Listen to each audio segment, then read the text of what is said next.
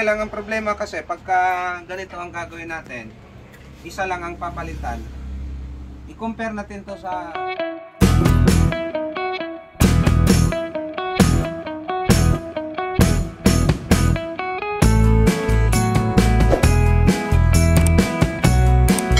shoutout mga ka-difficulties, welcome back to my channel, Difficulty in Electronics. Yun, shoutout pala sa mga tropa natin.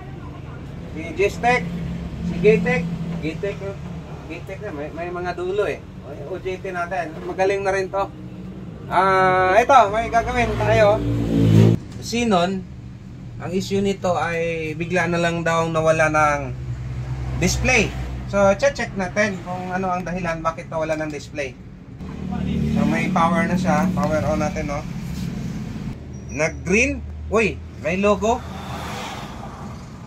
Nakita ba? Ang labo ng logo tapos nawala. Tapos meron siyang parang malabong display. So ito ay common issue. So dalawa ang problema nito, either the inverter or the backlight. So doon lang tayo gagalaw kasi may malabo tayo nakikita eh.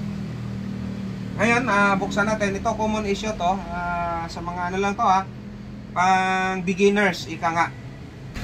So brand Xenon 32 LED TV model LE-3240. Yan, check natin ang backlight. Positive yung kabilang side. Tingnan natin. Yan, positive, negative. Oh.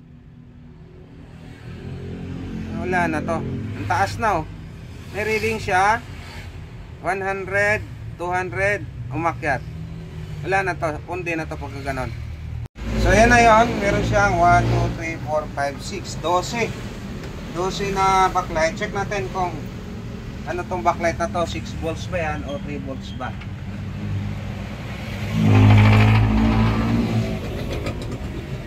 Positive, negative. O yun, sumisindi kabila. Ayan, nandito yung pundi. Diyan yung pundi. So, check natin. Isa-isa. Isa lang pundi niyan. Kaya lang, naka-series kasi yan eh. Ibig sabihin, pag naka-series, ayan o. Ito. Okay, ito yung problema. Ayaw. Baliktad. Pundi na. Ayan, isa. Okay.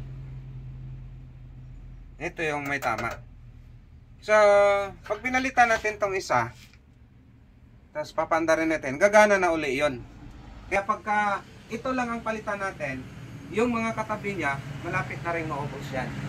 Kaya ang usual na ginagamit natin dito, factory cut.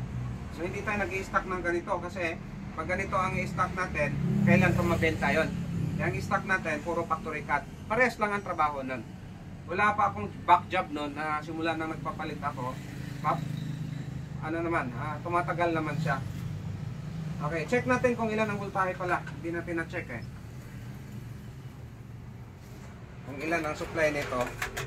Kasi pag 3 volts to, ayan, 6 volts siya oh. So ibig sabihin, ang ipapalit natin dito 6 volts. Ito ay convex. So ito yung papalit natin, factory cut. Ang ipapalit natin sa convex, concave. Tapos titingnan natin kung ano ang kinalabasan. Dahil kung magantay pa tayo, order ako nito, nabuusan ako ng stocks, baka mabasag na yung LCD. Diba?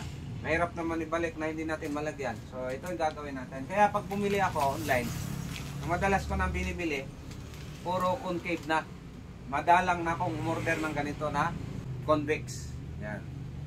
Kasi pagka ganito, nagpalit tayo ng yung dati ay concave, tapos papalitan mo ng convex, sigurado may mga mata-mata yun, may mga ilaw.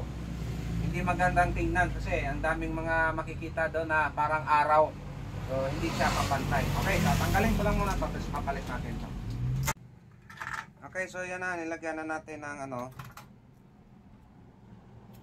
nilagyan na natin ng factory cut.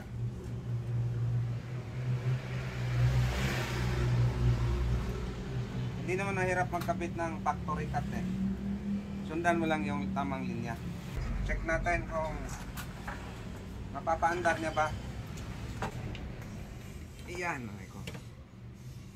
Sawas.